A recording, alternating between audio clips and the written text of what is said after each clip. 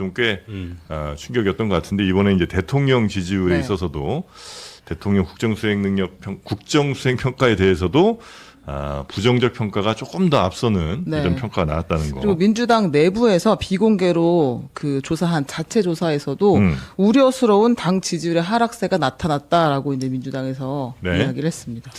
이거는 왜 이렇게 급격하게 뭐 선거가 당연히 영향을 많이 준 것 같기는 한데요. 이렇게 급격하게 하락하는 데는 어디에 가장 책임이 좀 있는 거예요? 안 떨어지면 이상하죠. 지금. 아, 아니 지금 권력 투쟁한다고 제가 아까 정청래 대표 처음에 비판을 했던 게 네.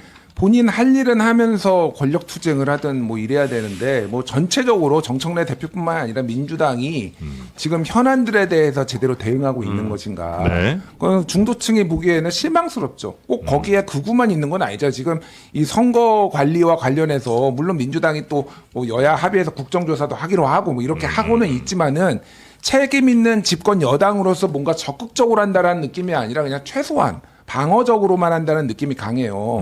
민주당 최고위원회의에서 한마디도 안 나와요, 이게. 선관위 얘기가. 그러면 어떻게 보겠습니까? 첫 번째 그거.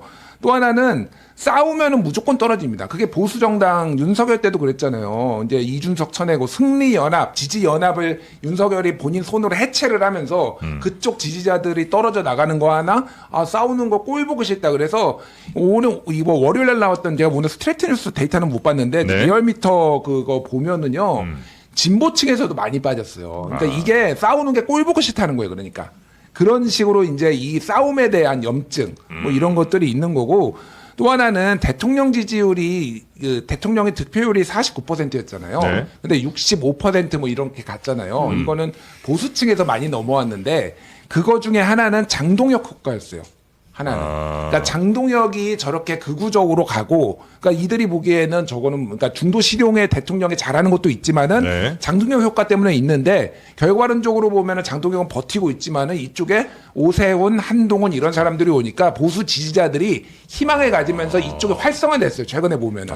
여러모로 그런 부분들이 복합적으로 영향을 미쳤다. 그래서 당분간 대통령 국정수행 지지율이 집권 1년 차 때 역대 갤럽 기준으로 역대 2위예요. 예. 역대 1위가 문재인 75, 그다음에 2위가 지금 이재명 64 이랬거든요. 근데 그 다음이 이제 뭐 저기 박근혜 뭐 이런 식으로 이제 와요. 그래서 뭐 이명박이 꼴찌고 그랬는데 네. 50이 넘는 것도 사실은 만만치 않아요. 웬만한 대통령들 보면. 그래서 이게 아주 자연스러운 현상이기도 하다. 다만 아쉬운 거는 더 관리하고 더 오래 갈 수 있었는데 이거를 이렇게 급격하게 이렇게 된 거는 대통령의 책임도 어느 정도 있고 하지만 제가 보기에는 지금 당이 가장 큰 문제다. 이 부분은. 당대표와 지도부가 큰 책임을 져야 된다 그 생각을 합니다. 그 민주당 입장에서는 부산 북갑 그다음에 서울시장 선거 진 게 굉장히 뼈 아프네요. 그죠? 굉장히 그게 뼈 아프죠. 네. 보수 정당의 어떤 희망 같은 걸 다시 이제 채울 수 있다는 생각을 보수 지지하시는 분들께 줬다는 거 아니에요? 그리고 대선 주자 둘이 살아 돌아왔다는 게 좀 클 것 같고. 오세훈, 한동훈. 둘이 네. 같고 아무래도 근데 저는 선관위 사태가 제일 이제 크게 작동을 할 것 같은데 말씀하신 민주당 내 지지층이 이제 갈등 상황에 좀 지쳐서 친청 친명 다 빠질 겁니다 아마 양쪽 공이 네. 그런 효과는 있을 것 같은데 결국 이 정쟁이 사실 이제 당내 갈등이 무조건 전 나쁘다고 생각 안 하고요 이게 노선적 갈등이면 좋아요. 네. 근데 누구 얼굴이 바뀌는 그냥 김민석 대 정청래 뭐 정청래 대 이재명 뭐 이런 식으로 권력투쟁적 성격을 띠게 되면 바깥에 있는 뉘 이재명 중도층 분들이 관심을 갖기 싫어지는 거예요. 네. 근데 만약에 이 싸움이 중도층 무당파인 나에게 도움이 되는 그 중도 확장을 위한 싸움이다라는 걸로 프레임을 전환하면 이게 도움이 네네. 될 수 있는데 이게 아무래도 관성적으로 전쟁이 나면 격해지기 마련이고 권력투쟁적 성격을 네네. 띠게 되는 거죠. 그 여기서 또 조국 전 대표 네. 또 한마디 거들었던데요. 네, 조국 전 대표가 이제 예. 그 사과를 했어요. 패배에 대해 사과를 하면서 그 선거연대가 거부된 상황에서 범민주 진영이 패배했다. 저의 부족과 부덕의 탓이다. 그리고 이제 그 울산, 세종, 오산, 안산, 창원, 김해시장 등에서 선거연대가 이루어졌는데 여기는 평택을은 그렇지 않았기 때문에 좀 다른 결과가 나왔다라고 이야기를 하면서 정치를 시작하면서 줄곧 강조하고 추구해왔던 새로운 다수연합의 길이 얼마나 험난한 과정인지 절감한다. 선거 연대가 거부된 상황. 네.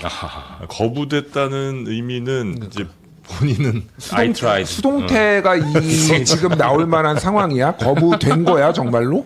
조국 대표가 자진해서 거부한 거 아닌가요? 뭐 다 책임이 있다고 보는데 기본적으로 뭐 조국만 뭐라고 할 수는 없지만은 이게 본인은 피해자다 지금 얘기를 하는 걸로 들려요. 책임을 통감하는 게 아니라 피해자다라고 얘기하는 것 같고 결국은 이제 또 뭐 더 이제 다수연합 이 얘기하면 이제 김어준까지 올라가는 거지. 김어준 휴가 복귀해서 딱 한 얘기가 그러니까 내가 조국 혁신당하고 민주당 합당하라고 했잖아. 이 얘기부터 꺼내잖아요. 그러니까 지금 그 멘탈리티가 굉장히 흡사하다 이들의 지금 멘탈리티가. 합당했었어야 되는데. 합당했었어야 되고 연대했었어야 되는데. 합당 반대한 애들 때문에 우리가 졌다. 합당 반대한 애들 아니면 김용남 그렇게 적극적으로 밀어서 오히려 분란 일으킨 애들 얘들 때문이다라는 저는 그렇게 들려요 지금. 그 진성준 의원인가도 민주당 오늘 아침에 뉴스 보니까 평택을에 후보를 내지 않았어야 되는 거 아닌가 뭐 이런 얘기를 또 했더라고요. 그러니까 그 합당에 대한 아쉬움들이 있으신 모양이에요. 민주당이 후보를 내지 말아야 된다고요? 네. 아니 저는 여당이 어떻게? 저는 민주당이 그러니까 이게 최악이에요. 그러니까 솔직히 얘기하면 내고 지는 거? 싸워가지고 다 떨어지고 유이동 후보가 훌륭하지 않다는 훌륭하신 분이에요. 그런데 민주당과 그들의 진영의 입장에 보면 이게 최악이고 차라리 차선이 후보를 안 내고 그냥 차라리 조국 당선시키는 게 나았을 뻔했다. 그거에 저는 동의를 합니다. 차라리 아니면 조국을 눌러 앉히던지 조국을 못 나오게 하고. 다른 데 하든지 뭐 이게 그러니까 그런 정무적 조정 기능을 미리 했었어야 된다라고 이해하면 될 거니까 진성준 의원의 얘기는 꼭 조국을 당선시키자라는 얘기가 아니라 정무적 기능이 제대로 판단이 안 되니까 안 나왔으니까 지금 판이 여기까지 온 거잖아. 이 얘기를 하는 것 같아요. 네. 그러니까 이게 좀 다수 연합에 대한 이견이 있는 것 같아요. 민주당 내에. 이를테면 지금 국민의힘이 굉장히 쪼그라들었기 때문에 그 공간을 어떻게 그 점유할 것이냐 뭐 이건데 이제 소위 유시민 작가뿐만 아니라 많은 그쪽 분들은 이걸 진보 정당들과 잘 나누자. 이게 약간 1번입니다. 그래서 뭐 조국 혁신당 포함해서. 네. 근데 이제 나머지 이제 친명이나 뉴이재명 분들은 확장해서 오른쪽으로 가자. 그러니까 요 정도의 어떤 그 차이가 있는 것 같은데 이를테면 그 진보 정당들과 잘 나누자는 사실 증명된 바 있는 시나리오 같아요. 소위 40에서 45% 사이 그 내란 이후에 벌어진 대선에서도 이재명 대통령이 당시 후보가 50%를 못 먹었습니다. 네. 그러니까 그게 한번 확인된 바 있는 한계가 있는 이론을 가지고 자꾸 주장을 하시니까 반대쪽 분들은 지금 60, 70%의 지지율을 보지 않았느냐. 그렇게 했으면 이렇게 못한다. 이런 식의 어떤 차이가 있는 것 같아요. 싸움. 네. 그 대통령 선거 때도 보면 늘 그 한계 위에 부딪히는 그 수치가 있는 건데 그걸 너무 좀 높게 보시는 분들도 계시는 것 같다라는 말씀이시고요. 조국 혁신당과의 합당은 또 꽤 강하게 추진이 그러니까 이건 이제 전당대회 이후로 추진되겠죠? 설마. 선거 과정 중에서 분명히 네. 이게 중요한 화두가 될 겁니다. 선거 합당할 거냐, 이슈가 말 될 거냐? 겁니다. 왜냐하면은 많은 분들이 예측을 하기에 조국 혁신당의 10만 당원 중에 많은 상당수가 민주당 당원으로 이중 당적을 갖고 있는 거 아니냐. 그들의 표를 받기 위해서는 합당을 해야 된다라는 주장을 하는 것이 선거 네. 전략상, 득표 전략상 더 이득이다라고 생각할 가능성이 있어서 네. 이 부분은 주요한 이슈가 될 것 같아요. 근데